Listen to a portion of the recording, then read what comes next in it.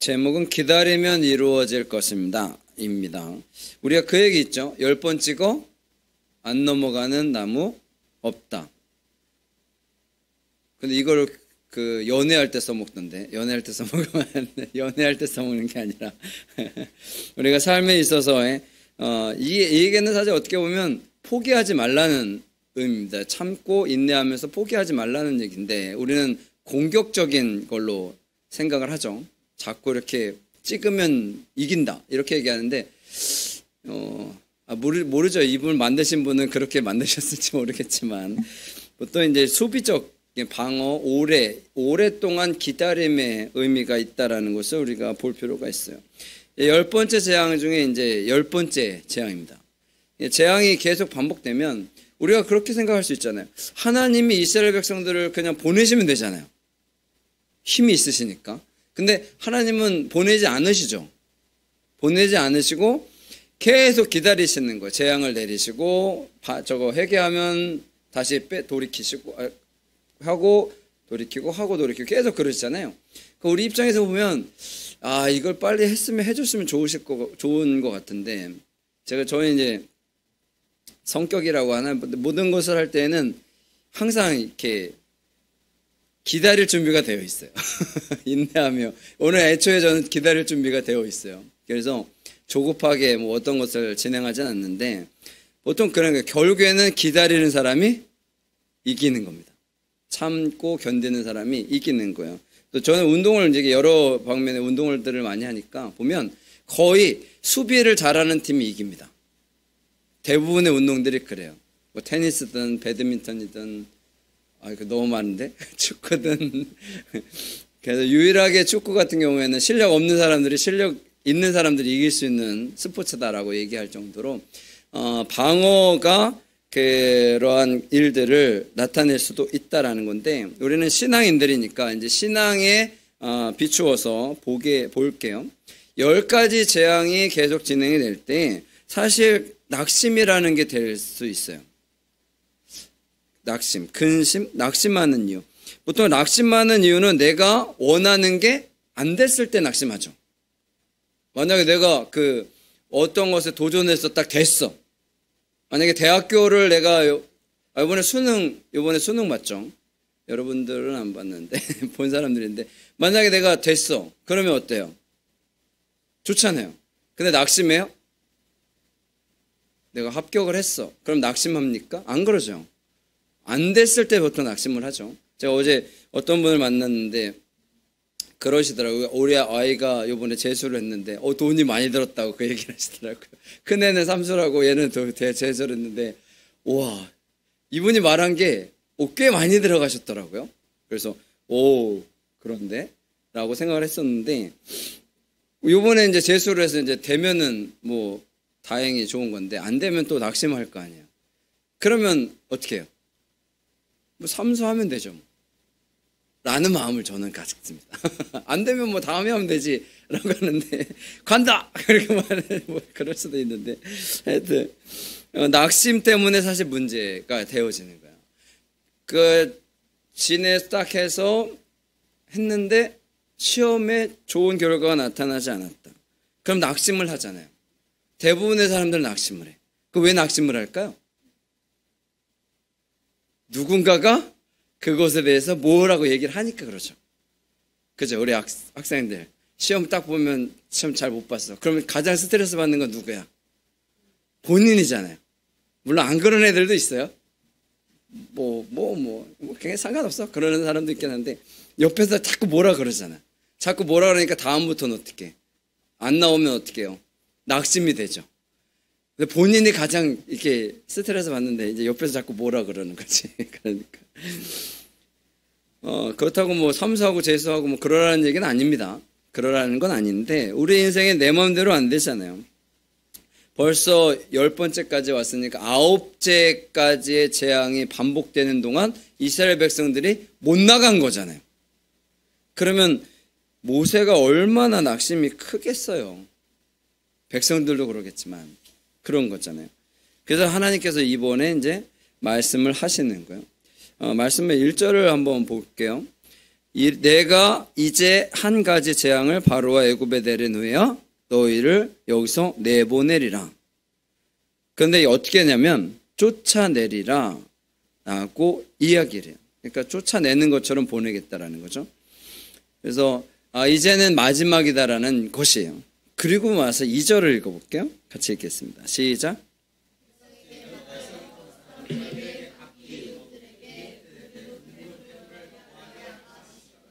아멘. 그러니까 지금까지 9가지의 재앙이 계속됐는데도 나가지 못한 이유가 여기 있어요. 여기 있어요. 이게 무슨 얘기냐면, 여러분 보통 우리가 그러잖아요. 내가 어떠한 것을 계속 시도하는데 안 된다. 그럼 어떻게? 대부분의 사람들은 포기합니다. 하다가 안 되면 이건 안 되는구나 라고 생각을 하거든요. 그런데 됩니다. 돼요. 하나님이 하시면 됩니다. 네, 되는데 말씀을 볼게요. 2절에 백성에게 말하여 사람들의 각기 이웃들에게 은근 패물을 구하게 하라. 지금 이스라엘 백성들은 신분이 뭐냐면 노예예요. 노예 신분입니다. 노예 신분이면 재산이 있을까요, 없을까요? 당연히 재산이 없겠죠. 그럼 이 사람들이 재산이 없는데 이제 가나안으로 가야 되잖아. 가나안으로 가면 어떻게 해요? 먹고 살 걱정도 해야 되고 여러 가지 걱정들이 생기지 않겠어요? 그런데 이거를 누가 채워주는 거예요? 하나님께서 채워주시는 거예요. 무엇을 구하라고요? 은근 패물을 구하게. 그래서 이 백성들이, 이스라엘 백성들이 은근 패물을 구할 때 애굽의 그 사람들이 막 줘요. 준다고요. 자기들이 지금 노예 생활하다 나가는데 채워주시는 거예요. 그러니까 재물을 채워주시는 거죠. 이걸 위해서 하나님이 여태까지 기다리신 거예요. 첫 번째 재앙이 끝나고 나갈 때 은근 패물을 구하면 좋겠어요? 안 좋겠죠. 당연히 안 좋았죠. 당연히 안 좋은데 이제는 준다는 거예요. 그래서 여기까지 온 거예요. 이스라엘 백성들이 너무 힘들었을 텐데 이제는 하나님께서 채워주시겠다라고 하는 거예요. 우리의 삶 가운데 내 일이 잘 안 풀린다. 내가 해야 되는데 잘 안 풀린다. 그런 일들이 뭐 다 누구에게나 다 있을 거 아니에요. 내가 시도를 했는데 안 돼. 시험이 잘 안 될 수도 있고. 근데 대부분 시험이 안 됐을 때 포기하는 사람들은 계속 안 되겠죠. 그런데 내가 생각을 하고 다시 도전을 하려는 마음이 있으면 다음번에는 좀 더 좋은 결과가 나타날 겁니다. 사업도 마찬가지고요. 사업도 이번에 안 됐다고 포기하면 포기하는 거죠. 근데 대부분 성공한 사람들 보면 어때요? 무수히 많은 실패를 경험하고 나서 뭐가 노하우나 쌓이고 다음부터는 이렇게 보완하면서 그렇게 해서 성공하는 거잖아요. 처음에 딱 했는데 성공하는 사람들도 있긴 하죠. 세상인데. 그런데 그런 사람은 거의 없습니다. 근데 우리는 대부분 성공한 그 한 사람만 보고 가는 거지. 보고 가는 거는 괜찮은데 뭘 보면 안 되냐면 실패하는 사람들의 상황을 봐야 되는데 그건 안 보고 이 사람의 성공한 것만 보고 가니까 그게 어려워지는 거예요. 저 사람은 됐는데 나는 안 되지? 그런 거잖아요. 저 사람은 저 사람이니까 된 거고요. 나는 나라서 안 되는 겁니다. 그럼 어떻게 해요? 또다시 계속해서 시도를 해야 되잖아요. 직장생활도 마찬가지고요. 가정생활도 마찬가지고 질병도 마찬가지고 모든 것이 다 그렇다라는 거예요. 그래서 우리가 함께 기도하고 그러는 거잖아요. 우리의 인생에 있어서 그런 것들을 해야 한다라는 거죠. 그래서 무엇이 채워진다고요? 은근 패물이 채워진다는 거예요. 하나님께 채워주신다고 하는 거예요. 이걸 뭐예요? 자발적으로 그들이 주는 겁니다. 여러분 빼앗으면요? 이게 문제가 되겠죠. 문제가 되겠죠. 그러나 하나님께서는 그렇게 하신다. 3절 읽어볼게요. 시작.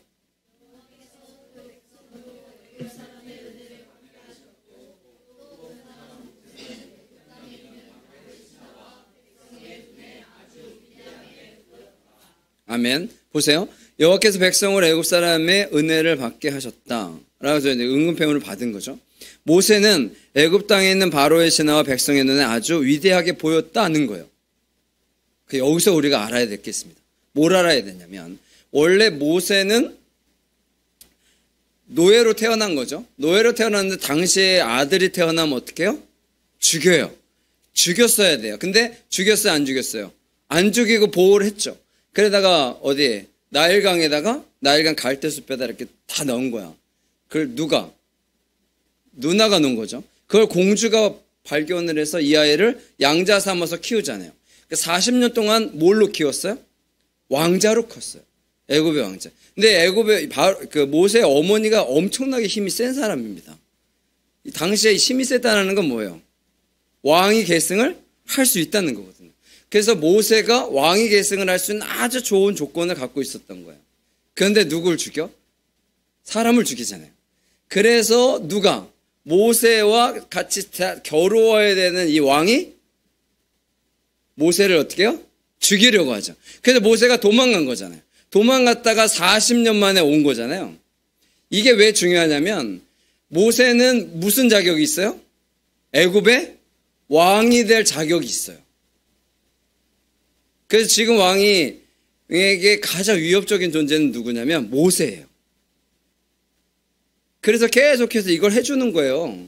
계속 재앙을 이렇게 조건을 달고 이런 거 같이 모세가 와서 얘기할 때 이걸 대우를 다 해준 겁니다. 만약에 모세가 이러한 애굽의 왕자로서의 이러한 자격이 없다면 이 바로가 이렇게 대면해 주지도 않아요. 근데 모세가 어떤 사람인지를 이 사람은 안 거예요. 알아서 어떻게 해요? 그동안 그렇게 한 거거든요. 근데 모세가 이제는 어떤 조건이 된 거예요? 3절 다시 한번 읽어볼게요. 시작.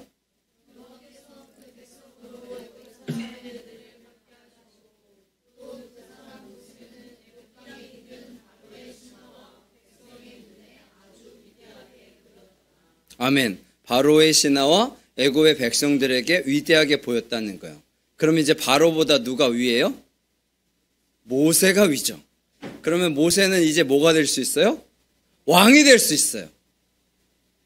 바로를 없애고 왕이 되면 애굽이 누구네 땅이에요? 이스라엘 땅이 되는 거예요. 무슨 말인지 이해가 되셨죠? 여러분 모세는 이제 그 자격을 갖춘 거예요. 애굽의 왕이 될 수 있는 자격을 갖춘 거라고요.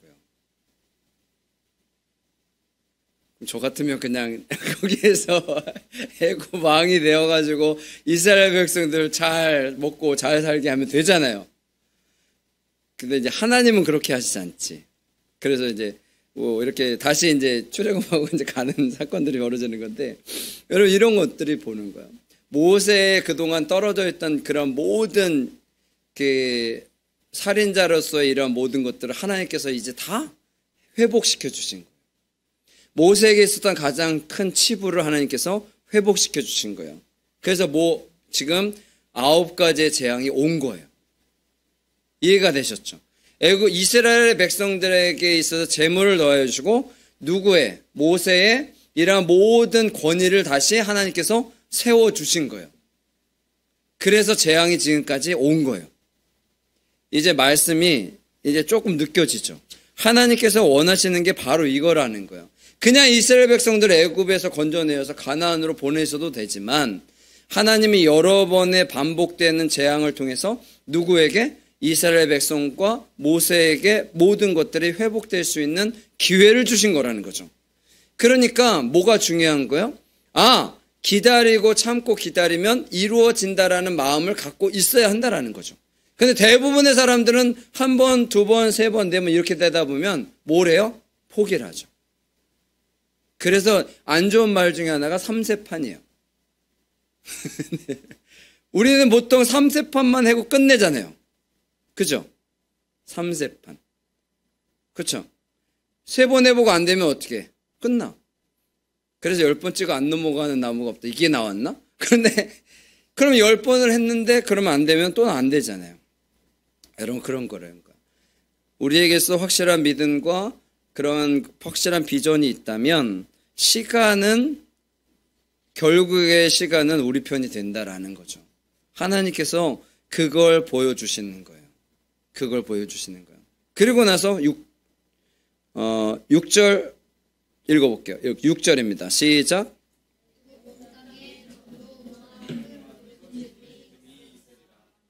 아멘. 애굽 땅에 이제 전무후무한 큰 부르짖음, 고통이 생긴다는 거죠. 이건 뭐예요? 이스라엘을 이제는 다시는 괴롭히지 못하게 하겠다는 거예요.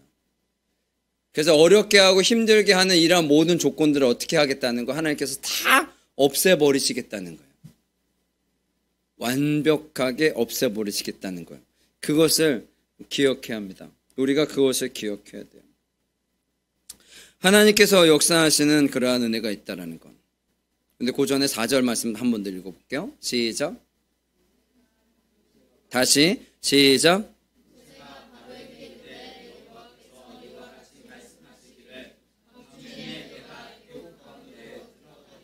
아멘.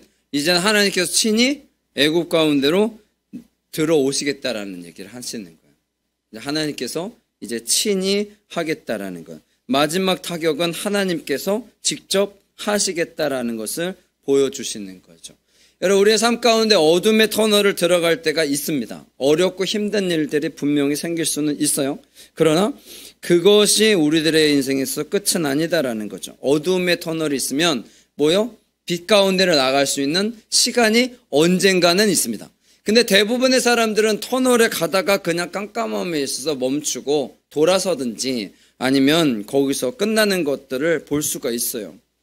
그러나 우리는 믿음의 사람들이잖아요. 믿음의 사람들은 하나님께서 우리에게 원하시는 그 길을 통해서 나아갈 수 있는 그러한 기회가 있음을 기억해야 합니다. 그러면 되는 거예요. 누가 더 오래 견뎌내느냐의 상황이죠. 물론 이런 어둠의 터널이 없는 게 제일 좋습니다. 그래서 우리가 신앙생활을 하는 거예요. 교회 와서 예배드리고 말씀을 읽고 묵상하고 그렇게 가는 거예요. 어둠의 터널로 들어가고 싶으세요? 내가 어둠의 터널을 들어가서 지나가면 빛의 길을 갈 거야. 그렇다면 여러분들 어둠의 터널로 들어가고 싶으세요? 굳이? 저는 그런 거 싫어합니다. 여러분 연단을 해야 성장하고 저는 그런 말 사실 별로 안 좋아합니다. 연단을 할 필요가 없어요. 왜? 하나님의 말씀대로 하나님을 기쁘시게 하면 연단할 필요가 없다고요. 여러분, 우리 아이가 모든 걸 다 잘해. 말도 잘 듣고 뭘도 먹고 그래요. 그러면 뭐라고 할 얘기가 없잖아요. 잘하는데 주마가 더 잘하라고? 채찍질을 해요? 네, 그러면 안 되죠. 여러분 스스로 알아서 잘하면 뭐라고 안 합니다. 이제 물어볼까? 물어보지 않을게. 뭐라 그래요? 우리 작은 딸한테 물어볼까? 뭐라 그래요? 부모님이? 안 그래? 그러는데? 제가 잘못하면 뭐라 그러는데? 착해서 뭐라고 안 한다 그러는데. 잘하면 사실 뭐라고 딱히 할 얘기가 없잖아요. 그렇잖아요. 근데 그런 것들이 있는 거예요. 잘하는데 뭐 스스로 알아 잘하는데 굳이 뭐라고 그럴 필요가 없잖아요. 물론 이제 더 잘하라고 그런 얘기들을 할 수도 있긴 하겠지만 여러분 그런 거예요. 하나님께서 우리들을 딱 볼 때에 알아서 잘하면 굳이 뭘 하라고 뭐 문제를 생기게 하고 어렵게 생기게 하고 그럴 필요가 없다는 거예요. 저는 그걸 경험하면서 살아가는 사람입니다. 예. 그래서 자신 있게 이야기할 수 있어요. 문제가 없어요. 물론 이제 잔잔하게 이런 어려움들이나 이런 것들은 있을 수 있긴 하겠지만 여러분 그런 게 없다고요. 그러니까 여러분들은 그런 게 없었으면 좋겠습니다. 인생에 있어서 어려움이나 막 이런 것들이 안 생겼으면 좋겠어요. 굳이 그러지 않아도 잘 살아갈 수 있습니다. 우리는 항상 요셉을 바라보고 다윗을 바라보고 이러한 사람들을 바라보고 나가니까 여러분 그게 어려워지는 것이 크리스찬이라면 당연히 뭐 광야에 3년을 생활해야 되고 뭐 골방에 들어가서 뭘 해야 되고 막 그런 거 생각하는데 그럴 필요가 없어요. 그럴 필요가 없다고요. 바울은 그랬던데 여러분 바울은 그럴만 해도 쌉니다. 그렇잖아요. 그죠? 바울은 당연히 싸죠. 믿는 사람들 죽이고 다녔던 사람인데 그렇잖아요. 당연히 그런 사람들은 뭐 그래도 되게 이러면 안 되나?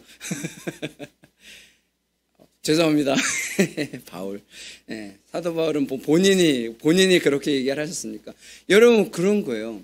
하나님의 믿음의 사람들이 우리가 살아감에 있어서 하나님께서 베푸시는 은혜, 사실 오늘이 추수감사주일 보통 많은 교회들이 추수감사주일 그래서 찬양을 다 그런 걸 골랐는데 지난주에 제가 해가지고 근데 저희는 그런 거예요. 하나님의 은혜가 우리에게 있음을 우리는 알잖아요. 그 하나님께서 주신 은혜가 우리 가운데 있는데 여러분 그 은혜를 통해서 그냥 쭉 살아가는 게 좋잖아요. 그리고 내가 하루 맨날 기분이 좋아야 하나님께도 찬양을 더 기쁜 마음으로 할 것 아니겠습니까? 그렇잖아요. 내가 기분이 좋아야 부모님이 뭘 얘기해도 잘 들을 거 아니에요. 사춘기만 빼고. 그렇죠. 사춘기 때는 아무리 잘해줘도 아무것도 안 들어온다고 하니까. 그래서 사춘기를 이기는 게 갱년기라 그러잖아요. 갱년기. 예, 갱년기가 사춘기를 이긴답니다. 여러분 그러한 어려움들이 고통이 우리에게 있을 수도 있지만 그런 당연히 극복해 나가야 되지만 여러분 그런 일들이 없었으면 좋겠습니다. 여러분 그러셨으면 좋겠습니다.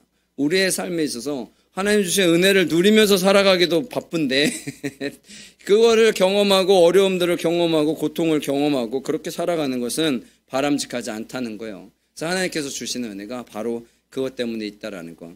그리고 여기서 아시겠지만 여러분 재앙이 내릴 때 애굽 사람 처음에는 이스라엘 백성들도 같이 재앙을 경험했지만 어느 순간부터는 재앙을 경험하지 않잖아요. 그죠? 왜? 그들에게는 이제 재앙이 필요가 없는 거예요. 그들에게 무엇만 있으면 되는 거예요? 은혜만 있으면 되는 거거든요. 그러니까 이스라엘 백성들에게는 재앙이 임하지 않습니다. 그죠? 처음에는 같이 받았다가 몇 번째부터는 재앙이 이스라엘 백성들에게는 재앙이 내리지 않아요. 여러분 그걸 기억했으면 좋겠어요. 우리의 삶 가운데 하나님을 믿고 살아가는데 우리가 세상 사람들하고 똑같이 고통을 당하고 똑같이 재앙을 누리는 재앙을 당하고 그렇게 사는 것은 목회자로서 바람직하지 않습니다. 왜 우리의 인생에서 계속 반복되는 문제 가운데 있어야 되는 거죠? 그렇지 않았으면 좋겠어요. 우리의 삶 가운데는 뭐만 있으면 돼요?